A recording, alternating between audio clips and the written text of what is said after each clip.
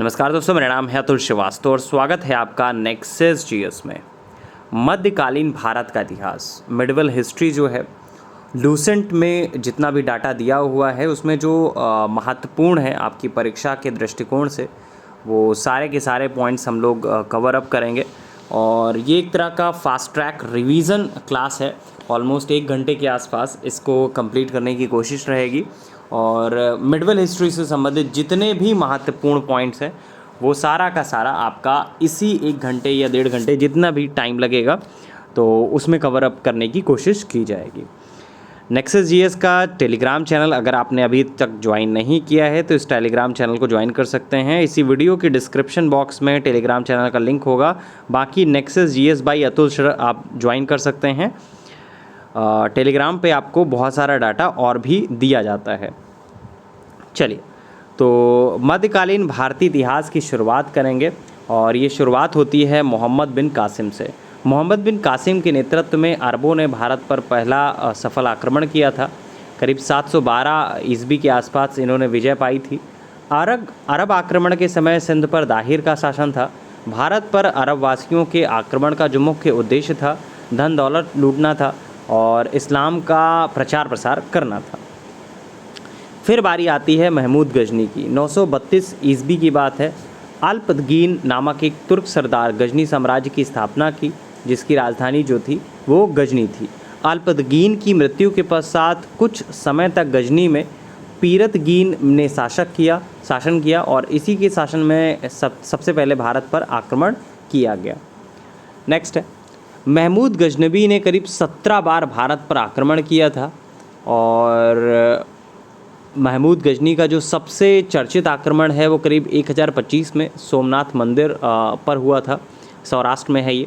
इस मंदिर की लूट में उसे करीब 20 लाख दिनार की संपत्ति हाथ लगी थी। सोमनाथ की रक्षा में सहायता करने के कारण अन्हीवाड़ा के शासक पर महमूद ने आक्रमण किया था। सोमनाथ मंदिर लूट कर ले जाने के क्रम में महमूद पर जाटों ने आक्रमण किया था और उसकी संपत्ति कुछ संपत्ति लूट ली थी। महमूद गजनी का जो अंतिम भारतीय आक्रमण था वो 1027 में जाटों के विरुद्ध था। पूछा जाता है कि महमूद गजनी ने कितनी बार भारत पर आक्रमण किया था। करीब 17 बार भारत पर आक्रमण किया था और उसका जो मुख्य उद्देश्य था वो धन की प्राप्ति करना था, पैसा लूटना था। सिर्फ इतना ही उद्देश्य उसका हुआ करता था। महमूद गजनी की जो मृत्यु हुई थी वो करीब 1030 में हो गई थी। अलबरूनी, फिरदौसी, उतबी तथा फ़रूखी ये महमूद गजनी के दरबार में रहा करते थे। नेक्स्ट है, अब मोहम्मद गौरी के बारे में बात करें तो मोहम्मद गजनी के अधीन एक छोटा सा राज्य गौर था। 1173 में शहाबुद्दीन मोहम्मद गौरी गौर का शासक बना। इसने भारत पर पहला आक्रमण करीब 1175 में मुल्तान के विरुद्ध किया था। मोहम्मद गौरी के द्वारा लड़े गए प्रमुख युद्धों के बारे में बात करें तो तराइन का प्रथम युद्ध बहुत पूछा जाता है। 1191 में हुआ था। गौरी और पृथ्वीराज तृतीय के बीच में हुआ था। परिणाम ये हुआ था कि पृथ्वीराज चौहान साहब जो विजयी हुए थे। तराइन का द्वितीय युद्ध हुआ 1192 में गौरी और पृथ्वीराज चौहान के मध्य और इसमें गौरी विजयी रहा। चंदावर के युद्ध 1194 के बारे में बात करें तो गौरी और जयचंद के बीच में हुआ था, जिसमें गौरी जो है वो आपका विजयी रहा था। ये तीनों युद्ध जो है बहुत ज़्यादा पूछे जाते हैं आपके एग्जामिनेशन में। मोहम्मद गौरी भारत के विजित प्रदेशों पर शासन का भार अपने गुलाम सेनापतियों को सौंपते हुए गजनी लौटा था। इसकी मृत्यु जो है वो 1206 में हो गई थी। तो मोहम्मद गौरी से एक तो तराइन की युद्ध और चंदावर के युद्ध के बारे में पूछा जाता है, बाकी इसकी मृत्यु कब हुई थी ये पूछा जाता है। अब आते हैं हम सल्तनत काल के ऊपर। सल्तनत काल में एग्जैक्टली क्या था। गुलाम वंश की सल्तनत काल में सबसे पहले हम लोग गुलाम वंश के बारे में बात करें तो गुलाम वंश की स्थापना करीब 1206 में कुतुबुद्दीन ऐबक ने किया था। वो गौरी का गुलाम था और गुलामों को फ़ारसी में बदंगा खां कहा जाता था। इन्हें सैनिक सेवा के लिए खरीदा जाता था। कुतुबुद्दीन ऐबक ने अपनी राजधानी जो है लाहौर में बनाई थी। कुतुब मीनार की जो नींव है वो आपका कुतुबुद्दीन ऐबक ने डाली थी। कुछ इल्तुतमिश द्वारा किए गए महत्वपूर्ण कार्यों के बारे में बात करें, जैसे कुतुब मीनार के निर्माण को इसने पूर्ण कराया था। सबसे पहले शुद्ध अरबी के सिक्के चलवाए थे। एकता प्रणाली इसने चलाई थी। सर्वप्रथम दिल्ली के अमीरों का दमन इसने किया था। ठीक है। नेक्स्ट है, दिल्ली के ढाई दिन के झोपड़ा के बारे में बात करें तो ढाई दिन का झोपड़ा नामक मस्जिद का जो निर्माण है वो आपका कुतुबुद्दीन ऐबक ने ही करवाया था। बहुत पूछा जाता है इसके बारे में। लाख बख्श भी कुतुबुद्दीन ऐबक को कहा जाता था क्योंकि लाखों का दान देने वाला था ये। नेक्स्ट है, ऐबक की जो मृत्यु है वो करीब 1210 में हुई थी और चौगान खेलते समय घोड़े से गिरकर इसकी मृत्यु हुई गई थी और इसे लाहौर में दफनाया गया था। ऐबक का जो उत्तराधिकारी बना आराम शाह हुआ, जिसने सिर्फ 8 महीने तक शासन किया था। आराम शाह की हत्या कर इल्तुतमिश करीब 1211 में दिल्ली की गद्दी पर बैठा था। इल्तुतमिश लाहौर से राजधानी को स्थानांतरित करके दिल्ली लाया। इसने हौज सुल्तानी का निर्माण देहली कोहना के निकट करवाया था। नेक्स्ट है, रज़िया बेगम के बारे में बात करें तो रज़िया बेगम जो है प्रथम मुस्लिम महिला शासिका थी, जिसने महिला होने के साथ साथ शासन की बागडोर संभाली थी। तो पूछा जाता है कि कौन सी ऐसी प्रथम कौन सी मुस्लिम महिला थी जिसने शासन की बागडोर जो है वो संभाली थी। तो रज़िया बेगम ने संभाली थी। रज़िया की शादी जो है अल्तुनिया के साथ हुई थी। इससे शादी करने के बाद रज़िया ने पुनः गद्दी प्राप्त करने का प्रयास किया, लेकिन वह कहीं ना कहीं असफल रही। 1240 में कुछ डाकुओं द्वारा कैथल के पास इसकी हत्या कर दी गई थी। अब आती है बहराम शाह के बारे में बात। बहराम शाह के बाद दिल्ली का जो सुल्तान था अलाउद्दीन मसूद शाह 1242 में बना। नसीरुद्दीन महमूद के बारे में बात करें तो सुल्तान के पद से हटाकर नसीरुद्दीन महमूद को सुल्तान बना दिया गया था। बलबन के बारे में बात करें तो बलबन का जो वास्तविक नाम था बहाउद्दीन था, वह इल्तुतमिश का गुलाम था। बलबन करीब 1266 में गियासुद्दीन बलबन के नाम से दिल्ली की गद्दी पर बैठा था और यह मंगोलों के आक्रमण से दिल्ली की रक्षा करने में कहीं ना कहीं सफल रहा था। सिजदा और पैबोस के बारे में बात करें तो राजदरबार में सिजदा और पैबोस प्रथा की शुरुआत भी बलबन ने ही की थी। नौरोज़ त्यौहार भी आपका बलबन से ही रिलेटेड है। अमीर खुसरो के बारे में बात करें तो बलबन के दरबार में फ़ारसी के प्रसिद्ध कवि थे अमीर खुसरो और अमीर हसन रहते थे। अब बारी आती है खिलजी वंश के बारे में। 1290 से लेकर 1320 तक इसका टाइम पीरियड था। गुलाम वंश के शासन को समाप्त कर 13 जून 1290 को जलालुद्दीन फ़िरोज़ खिलजी ने खिलजी वंश की स्थापना की। तो खिलजी वंश की स्थापना किसने की, ये पूछा जाता है। जलालुद्दीन फ़िरोज़ खिलजी ने की थी। अलाउद्दीन खिलजी ने कड़ी मानिकपुर, ये इलाहाबाद में है, यहाँ पे जलालुद्दीन की हत्या जो है 1296 में इसके भतीजे और दामाद अलाउद्दीन खिलजी ने कड़ा मानिकपुर इलाहाबाद में कर दी थी। अलाउद्दीन जो है 22 अक्टूबर 1296 की बात है, अलाउद्दीन दिल्ली का सुल्तान बना। और अलाउद्दीन के बचपन का जो नाम था अली तथा गुरसाप था। नेक्स्ट पॉइंट है, घोड़ा दागने की प्रथा के बारे में बात करें तो घोड़ा दागने और सैनिकों का हुलिया लिखने की जो प्रथा की शुरुआत की थी वो आपका अलाउद्दीन खिलजी ने की थी। भू राजस्व के बारे में बात करें तो अलाउद्दीन ने भू राजस्व की दर को बढ़ाकर उपज का 1/2 कर दिया था। इसने व्यापारियों में बेईमानी रोकने के लिए कम तौलने वाले व्यक्ति के शरीर से मांस काट लेने का आदेश दिया और इसने अपने शासनकाल में मूल्य नियंत्रण पद्धति को या फिर मूल्य नियंत्रण प्रणाली को दृढ़ता से लागू किया था। पूछा जाता है कि कौन सा ऐसा शासक था जिसने मूल्य नियंत्रण प्रणाली को लागू किया था, तो आपको पता होना चाहिए। अलाउद्दीन खिलजी के बारे में बात हो रही है। नेक्स्ट है, दक्षिण भारत की विजय के लिए अलाउद्दीन ने मलिक काफूर को भेजा था। मलिक काफूर को किसने भेजा था, ये भी पूछा जाता है। सिकंदर सानी की उपाधि से स्वयं को अलाउद्दीन खिलजी ने ही विभूषित किया था। नेक्स्ट है, अलाउद्दीन खिलजी के द्वारा लगाए जाने वाले 2 नवीन कर थे। एक तो चराई कर था जो दुधारू पशुओं पर लगाया जाता था और एक था गढ़ी कर, ये घरों और झोपड़ी पर लगाया जाता था। नेक्स्ट है, अब बात करेंगे मुबारक के बारे में। तो मुबारक के वज़ीर खुसरो खान ने 15 अप्रैल 1320 में इसकी हत्या कर दी थी और स्वयं दिल्ली के सिंहासन पर बैठ गया था। अब हम लोग बात करेंगे तुगलक वंश के बारे में। 1320 से लेकर 1398 तक इसका टाइम पीरियड था। सितंबर 1320 की बात है, खुसरो खां को पराजित करके गाजी मलिक या तुगलक गाजी गयासुद्दीन तुगलक के नाम से सितंबर 1320 में दिल्ली के सिंहासन पर बैठा था। गयासुद्दीन ने अलाउद्दीन के समय में लिए गए अमीरों की जो भूमि थी पुनः लौटा दिया था। इसने सिंचाई के लिए कुएं और नहरों का निर्माण कराया था। संभवतः नहरों का निर्माण कराने वाले गयासुद्दीन जो था वो प्रथम शासक था। नेक्स्ट है, मध्यकालीन सभी सुल्तानों में मोहम्मद तुगलक जो है सर्वाधिक शिक्षित, विद्वान और योग्य व्यक्ति कहा जा सकता है। इसके अलावा मोहम्मद बिन तुगलक ने कृषि के विकास के लिए अमीर कोही नामक एक नवीन विभाग की स्थापना की थी। मोहम्मद बिन तुगलक ने अपनी राजधानी जो है दिल्ली से देवगिरी में स्थानांतरित की और इसका नाम जो है वो दौलताबाद रखा था।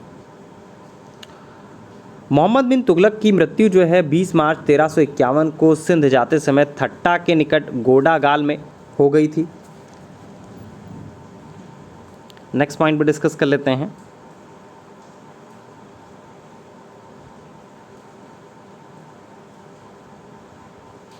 नेक्स्ट पॉइंट में डिस्कस कर लेते हैं।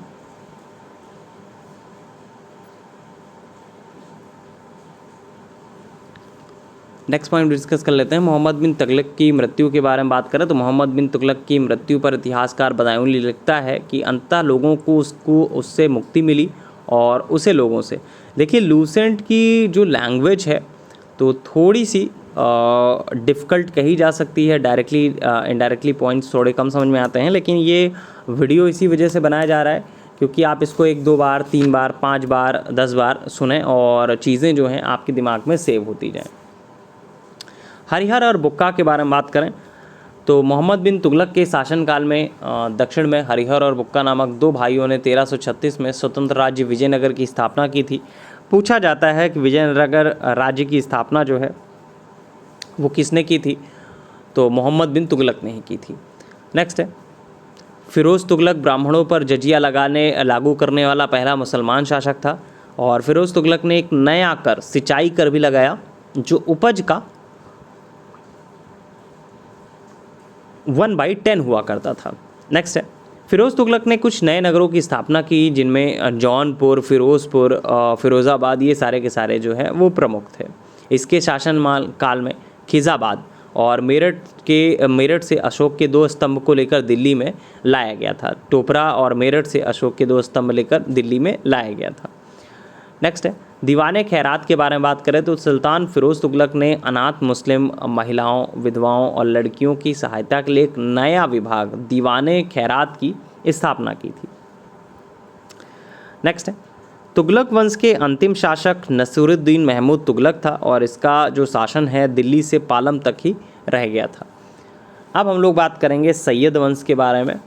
सैयद वंश की जो स्थापना है वो खिज्र खां ने की थी। खिज्र खां जो है तैमूर लंग का सेनापति था। भारत से लौटते समय तैमूर लंग ने खिज्र खां को मुल्तान, लाहौर और दीवालपुर का शासक नियुक्त किया था। अब हम लोग बात करेंगे लोधी वंश के बारे में। 1451 से लेकर 1526 तक का इसका टाइम पीरियड था। लोधी वंश का जो संस्थापक था बहलोल लोधी था। वह 19 अप्रैल 1451 को बहलोल शाह गाजी की उपाधि से दिल्ली की सिंहासन पर बैठा था। 1504 में सिकंदर लोधी ने आगरा शहर की स्थापना की। भूमि के लिए मापन के प्रमाणिक पैमाना गजे सिकंदरी का प्रचलन भी सिकंदर लोधी ने ही किया था। गुलरखी शीर्षक से फारसी कविताएं लिखने वाला सुल्तान भी आपका सिकंदर लोधी ही था। ये भी बहुत पूछा जाता है। नेक्स्ट है, और नेक्स्ट पॉइंट है 21 अप्रैल 1526 की बात है। पानीपत का प्रथम युद्ध हुआ। इब्राहिम लोदी बाबर से हार गया और इस युद्ध में वह मारा गया। बाबर को भारत पर आक्रमण के लिए निमंत्रण जो है पंजाब के शासक दौलत खां लोदी और इब्राहिम लोदी के चाचा आलम खां ने दिया था। नेक्स्ट पॉइंट है, नेक्स्ट पॉइंट भी डिस्कस कर लेते हैं। लोधी वंश से रिलेटेड और चीज़ों के बारे में हम लोग डिस्कस कर लेते हैं। चलिए अब हम लोग लोधी वंश के बाद हम लोग सल्तनतकालीन शासन व्यवस्था के बारे में डिस्कस करेंगे। सल्तनतकालीन शासन व्यवस्था क्या है?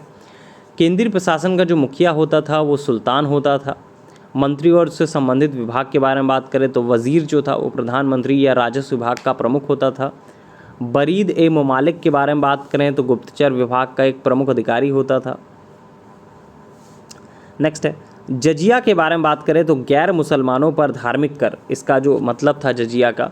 नेक्स्ट है, प्रशासन की सबसे छोटी इकाई जो थी वो ग्राम थी। अलाउद्दीन खिलजी ने एकता प्रथा को समाप्त किया था। अगर पूछा जाए एकता प्रथा को किसने समाप्त किया था तो अलाउद्दीन खिलजी ने किया था। नेक्स्ट है, सुल्तान सप्ताह में दो बार दरबार में न्याय करने के लिए उपस्थित होता था। नेक्स्ट है, मसाहत के बारे में बात करें तो भूमि की नापजोख करने के बाद क्षेत्रफल के आधार पर लगान का निर्धारण जो है मसाहत कहलाता था। इसकी शुरुआत जो है अलाउद्दीन ने की थी। नेक्स्ट है, अब हम लोग बात करेंगे विजयनगर साम्राज्य के बारे में। विजयनगर साम्राज्य में क्या क्या था उसके बारे में हम लोग बात करेंगे। तो विजयनगर साम्राज्य की स्थापना जो है 1336 में हरिहर और बुक्का नामक दो भाइयों ने की थी, और जो 5 भाइयों के परिवार के अंग थे। विजयनगर का जो शाब्दिक अर्थ था जीत का शहर हुआ करता था। नेक्स्ट है, हरिहर और बुक्का ने अपने पिता संगम के नाम पर संगम राजवंश की स्थापना की थी। विजयनगर साम्राज्य की राजधानी जो थी वो आपका हम्पी थी। नेक्स्ट है, हरिहर जो सेकंड था उसने संगम शासकों में सबसे पहले महाराजा धीराज की उपाधि जो है वो धारण की थी।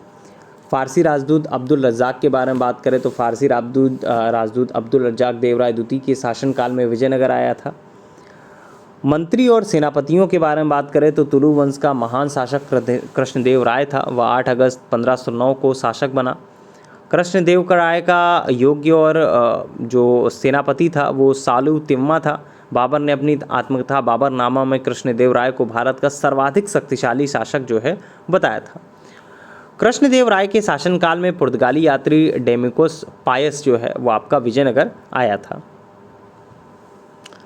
नेक्स्ट है, कृष्णदेव राय से रिलेटेड एक क्वेश्चन और पूछा जाता है। कृष्णदेव राय के दरबार में तेलुगु साहित्य के 8 सर्वश्रेष्ठ कवि रहते थे जिन्हें अष्टदिग्गज कहा जाता था, और इसके शासनकाल को तेलुगु साहित्य का क्लासिकी युग भी कहा जाता है। नेक्स्ट है,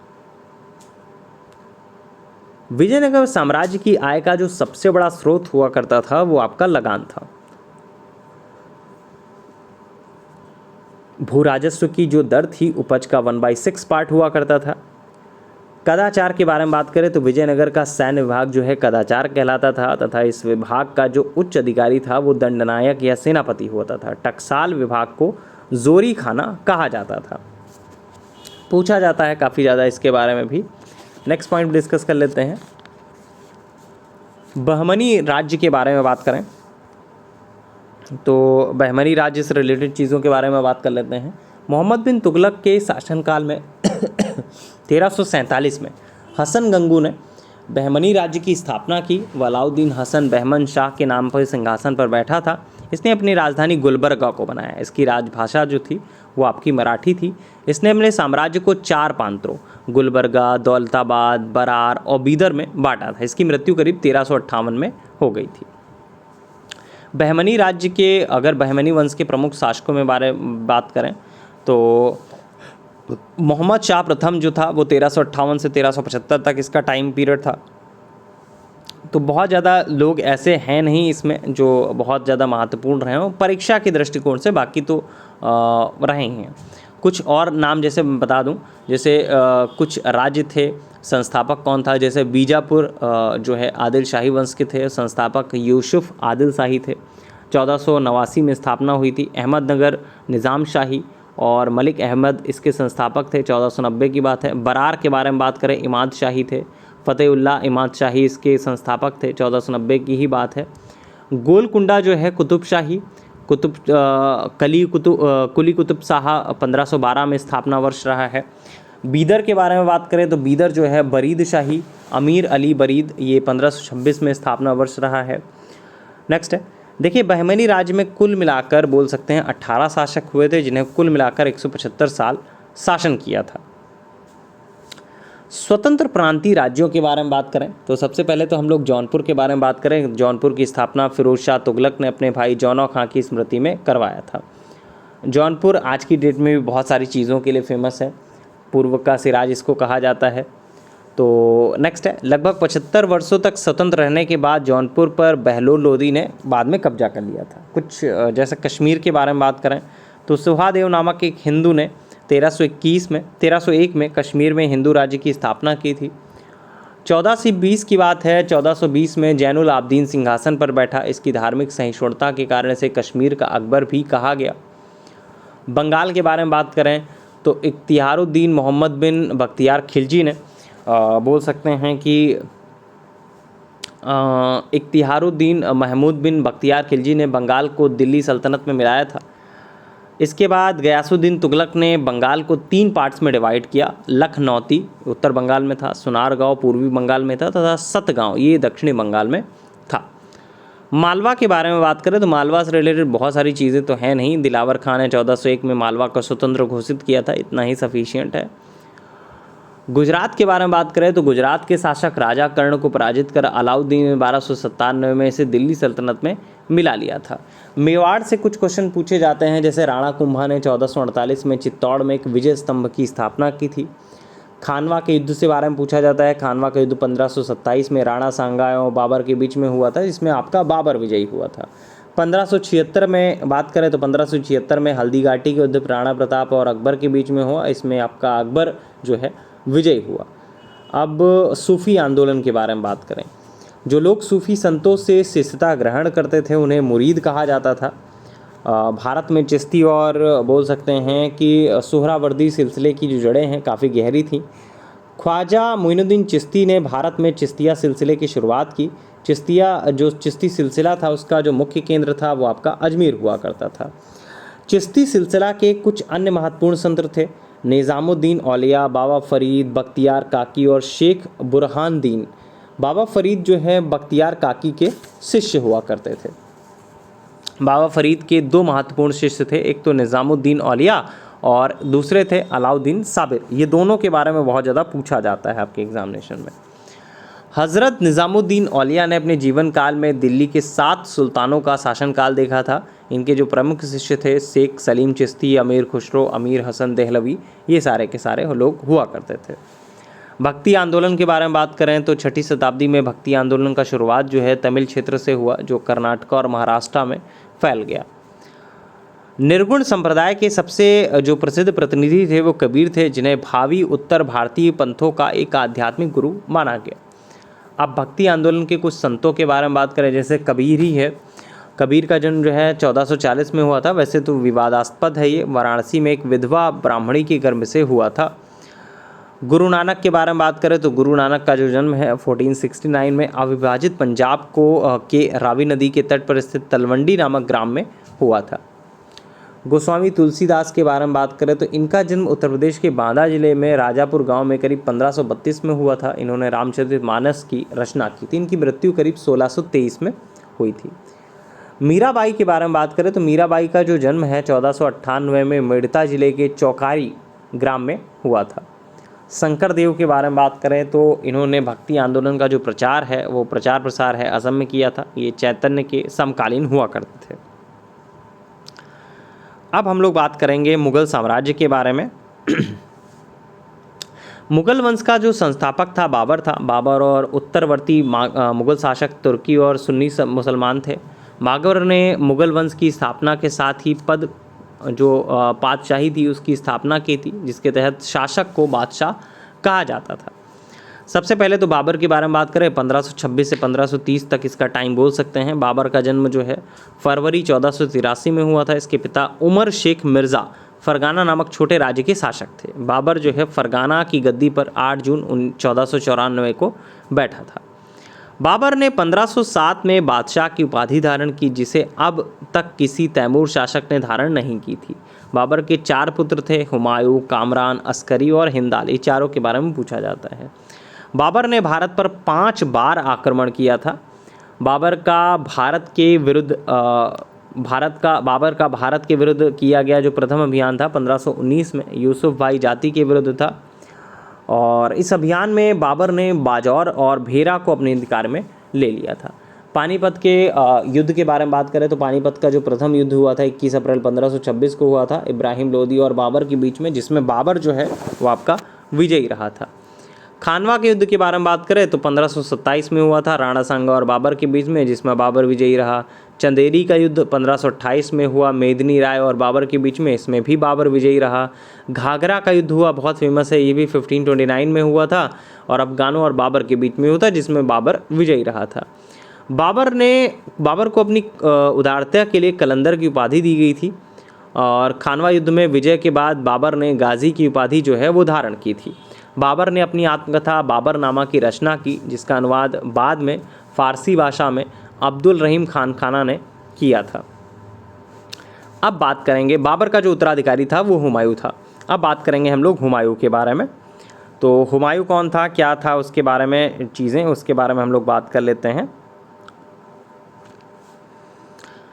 हुमायूं का जो टाइम पीरियड था वो 1530 से लेकर 1556 था। नसीरुद्दीन हुमायूं 29 दिसंबर 1530 को आगरा में करीब 23 वर्ष की अवस्था में सिंहासन पर बैठा था। गद्दी पर बैठने से पहले हुमायूं जो है बद खां का सूबेदार हुआ करता था। अपने पिता के निर्देश के अनुसार हुमायूं ने अपने राज्य का बंटवारा अपने भाइयों में कर दिया था। इसने कामराज को काबुल और कंधार, मिर्ज़ा अस्करी को संभल, मिर्ज़ा हिंदाल को अलवर और मेवाड़ की जागीरें दी थी। अपने चचेरे भाई सुलेमान मिर्ज़ा को हुमायूं ने बद खां प्रदेश दिया था। चौसा का युद्ध इससे रिलेटेड है। चौसा के युद्ध के बारे में बात करें तो 25 जून 1539 की बात है। शेर खां और हुमायूं के बीच में हुआ था। इस युद्ध में शेर खां विजयी रहा और इस युद्ध के बाद शेर खां ने शेरशाह की जो पदवी है वो ग्रहण की थी। नेक्स्ट है बिलग्राम के युद्ध के बारे में बात करें तो बिलग्राम का जो युद्ध हुआ था, बिलग्राम युद्ध के बाद हुमायूं जो है वो सिंध चला गया, जहां उसने करीब 15 वर्षों तक घुमक्कड़ों जैसा निर्वासित जो जीवन है वो आपका व्यतीत किया था। नेक्स्ट है हुमायूं नामा के बारे में बात करें तो हुमायूं नामा की जो रचना है गुलबदन बेगम ने की थी। अब हम लोग बात करेंगे शेरशाह के बारे में। हाँ, हुमायूं से रिलेटेड एक पॉइंट और है। हुमायूं जो है ज्योतिष में विश्वास करता था और इसीलिए इसने सप्ताह के 7 दिन 7 रंग के कपड़े पहनने के लिए एक नियम बनाया था। लिखने की आवश्यकता नहीं है, मतलब लिखा है तो कुछ भी नहीं जा रहा है। नेक्स्ट है शेरशाह के बारे में बात करें तो 1540 से 1545 तक इसका टाइम पीरियड था। शेरशाह का सूर साम्राज्य का संस्थापक था। अफगान वंशी शासक शेरशाह सूरी था। शेरशाह का जो जन्म है करीब 1472 में बजवाड़ा में हुआ था, होशियारपुर में हुआ था। शेरशाह का जन्म तो हुआ था, इनकी बचपन का जो नाम था फरीद खां था और यह सूरवंश से रिलेटेड थे, सूरवंश से संबंधित थे। नेक्स्ट है इनके पिता हसन खां जौनपुर राज्य के अंतर्गत सासाराम के ज़मींदार हुआ करते थे। शेरशाह का जो मकबरा है वो सासाराम में झील के बीच में ऊंचे टील पर निर्मित किया गया है। कबूलियत और पट्टा प्रथा की शुरुआत भी आपका शेरशाह ने की थी। पट्टा और कबूलियत और की प्रथा जो की शुरुआत भी शेरशाह ने किया था। शेरशाह के समय पैदावार पर लगभग 1/3 भाग सरकार लगान के रूप में वसूला करती थी। शेरशाह ने जीटी रोड की मरम्मत कराई। मोहल्ला मलिक मोहम्मद जायसी शेरशाह के समकालीन थे। डाक प्रथा का प्रचलन भी शेरशाह के द्वारा ही करवाया गया था। अब बात करेंगे सबसे मुगलों में सबसे ज़्यादा महत्वपूर्ण जो नाम लिया जाता है अकबर का। 1556 से 1605 तक का टाइम पीरियड इनका बोला जा सकता है। सम्राट अकबर का जो जन्म है 1542 में हुआ था। हमीरा बानो बेगम के गर्भ से अमरकोट के राणा वीर साल के महल में हुआ था। इनके जो बचपन का नाम था जलाल था। इनका राज्याभिषेक 1556 हुआ, पंजाब के कलानौर नामक स्थान पर हुआ था। ये जलालुद्दीन मोहम्मद अकबर बादशाह गाजी की उपाधि से सिंहासन पर बैठे थे। बैरम खां इनसे रिलेटेड थे। बैरम खां 1556 से लेकर 1560 तक अकबर के संरक्षक के रूप में जाने जाते हैं। पानीपत की लड़ाई के बारे में बात करें तो पानीपत की जो दूसरी लड़ाई हुई थी 5 नवंबर 1556 को हुई थी। अकबर और हेमू के बीच में हुई थी। अकबर के कुछ अन्य महत्वपूर्ण कार्य रहे हैं, जैसे दास प्रथा का इन्होंने अंत किया था 1562 में। तीर्थ यात्रा कर समाप्त किया था 1563 में। जजिया कर को समाप्त कर दिया था 1564 में। फतेहपुर सीकरी की स्थापना और राजधानी का आगरा से फतेहपुर सीकरी की स्थानांतरण भी किया था इन्होंने। दीन इलाही की स्थापना की थी। इलाही संवत की शुरुआत की थी। राजधानी लाहौर स्थानांतरित किया था। तो दीन इलाही धर्म का जो प्रधान पुरोहित था वो आपका अकबर हुआ करता था। दीन इलाही धर्म स्वीकार करने वाला प्रथम और अंतिम हिंदू जो शासक था वो आपका बीरबल था। हरविजय सूरी के बारे में बात करें तो अकबर ने जैन धर्म के जैनाचार्य हरविजय सूरी को जगत गुरु की उपाधि जो है वो प्रदान की थी। अकबर के दीवान थे राजा टोडरमल, ये खत्री जाति के थे। 1580 में दहसाल बंदोबस्त व्यवस्था जो है इन्होंने लागू की थी। अकबर के दरबार का जो प्रसिद्ध संगीतकार था वो तानसेन हुआ करता था। अकबर के दरबार के प्रसिद्ध चित्रकार थे अब्दुस मसद। अकबर के शासनकाल में प्रमुख गायक तानसेन, बाज बहादुर, बाबा रामदास और बैजू बावरा थे। अकबर की मृत्यु 16 अक्टूबर 1605 में हुई थी। इसे आगरा के निकट सिकंदरा में दफनाया गया था। अबुल फजल का बड़ा भाई था फैज़ी, ये अकबर के दरबार में राजकवि के पद पर आसीन था।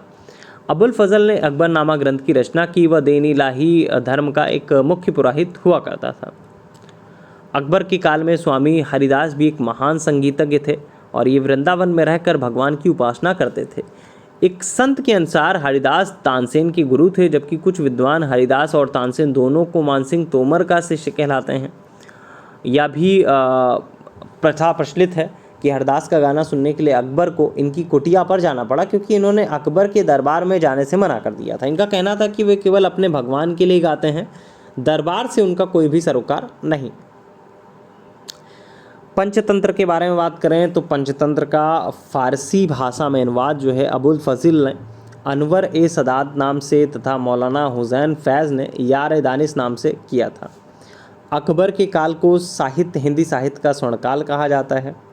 बुलंद दरवाज़ा का निर्माण भी अकबर ने गुजरात विजय के उपलक्ष्य में ही कराया था। मुग़लों की राजकीय भाषा के बारे में बात करें तो मुग़लों की जो राजकीय भाषा थी वो आपका फ़ारसी हुआ करती थी। अब हम लोग बात करेंगे जहांगीर के बारे में।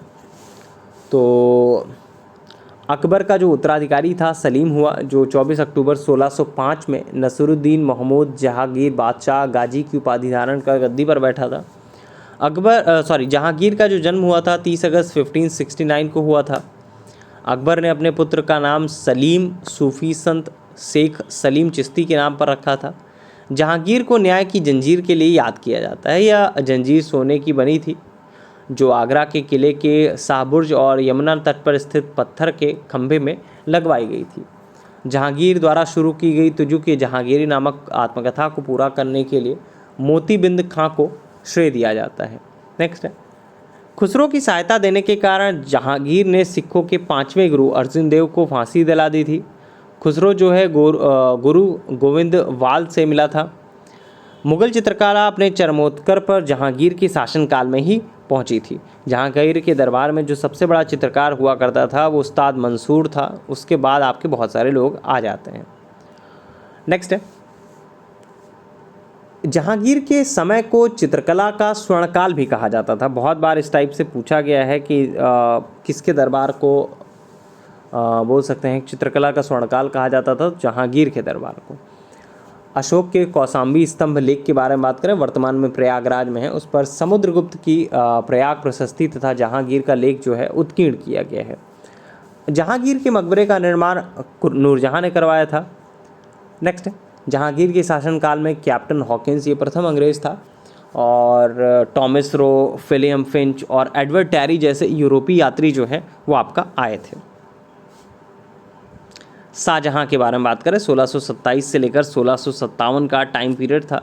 जहांगीर के बाद सिंहासन पर बैठा था ये, और बोल सकते हैं कि फरवरी 1628 में शाहजहां आगरा में कुछ मुजफ्फर शहाबुद्दीन मोहम्मद साहिब किरण सानी की उपाधि प्राप्त कर सिंहासन पर बैठा था।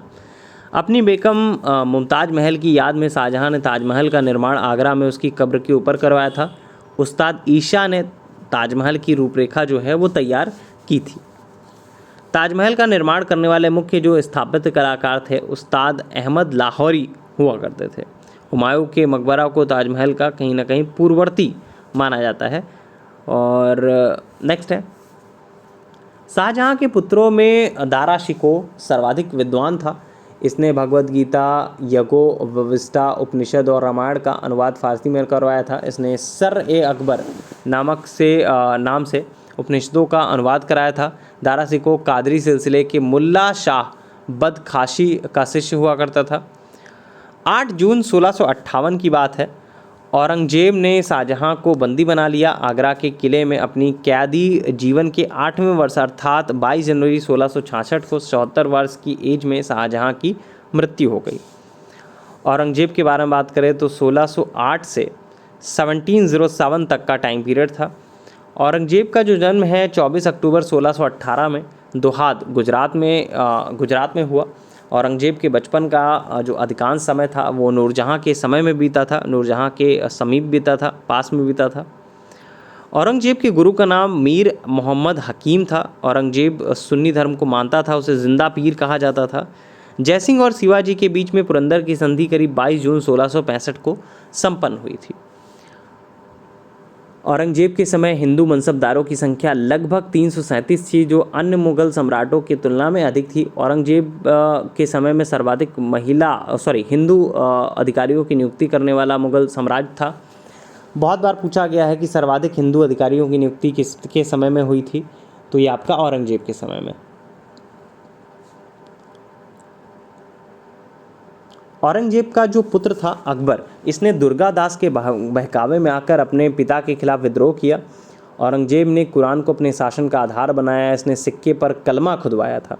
नौरोज़ का त्यौहार मनाना, भांग की खेती करना, गाना बजाना, झरोखा दर्शन, तुलादान प्रथा, इस प्रथा में सम्राट को उनके जन्मदिन पर सोने चांदी तथा अन्य वस्तुएं से तौलने की प्रथा हुआ करती थी। ये अकबर के ज़माने में प्रारंभ हुई थी और बोल सकते हैं कि इनके टाइम पीरियड पर, औरंगजेब के टाइम पीरियड पर प्रतिबंध लगा दिया गया था। औरंगजेब जो है स्वयं वीणा बजाने में बहुत ज़्यादा दक्ष था। इसके शासनकाल में मुगल सेना में सर्वाधिक हिंदू सेनापति हुआ करते थे। मुगल शासन व्यवस्था के बारे में अगर हम लोग बात करें तो मंत्रिपरिषद को वजारत कहा जाता था। बाबर के शासनकाल में वजीर पद जो है काफ़ी ज़्यादा महत्वपूर्ण था। सम्राट के बाद शासन के कार्यों को संचालित करने वाला सबसे महत्वपूर्ण अधिकारी जो था वो आपका वकील था, जिसके कर्तव्यों को अकबर ने दीवान, मीर बख्शी, समुद्र और मीर सुमन में विभाजित कर दिया था। नेक्स्ट है प्रशासन की सबसे छोटी इकाई के बारे में बात करें तो ग्राम थी, जिसे मावदा और दीह कहते हैं। और मावदा के अंतर्गत छोटी छोटी बस्तियों को नागला कहा जाता था। शाहजहां के शासनकाल में सरकार और परगना के मध्य चकला नाम की एक नई इकाई की स्थापना की गई थी। शेरशाह द्वारा भू राजस्व हेतु अपनाई जाने वाली जो पद्धति थी, राई का उपयोग अकबर ने भी किया था। नेक्स्ट है औरंगजेब ने अपने शासनकाल में नस्क प्रणाली को अपनाया और भू राजस्व की राशि को उपज का आधा बना लिया था। नेक्स्ट है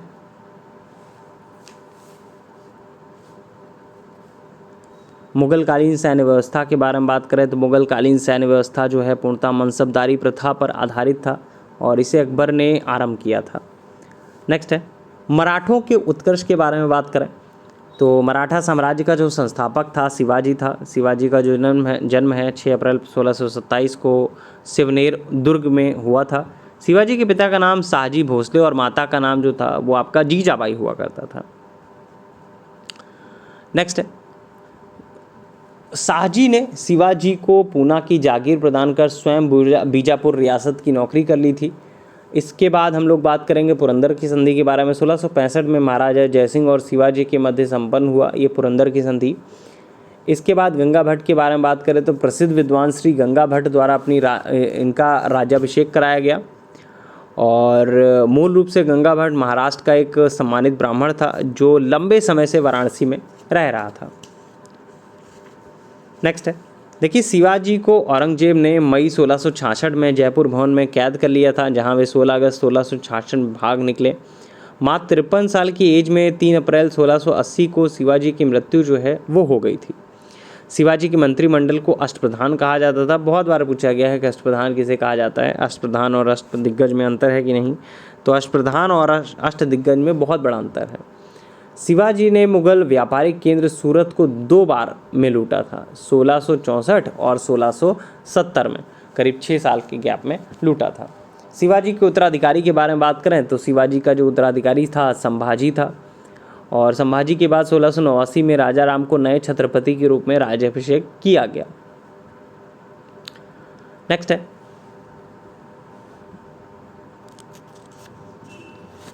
नेक्स्ट पॉइंट में लिखिएगा, नेक्स्ट पॉइंट डिस्कस कर लेते हैं।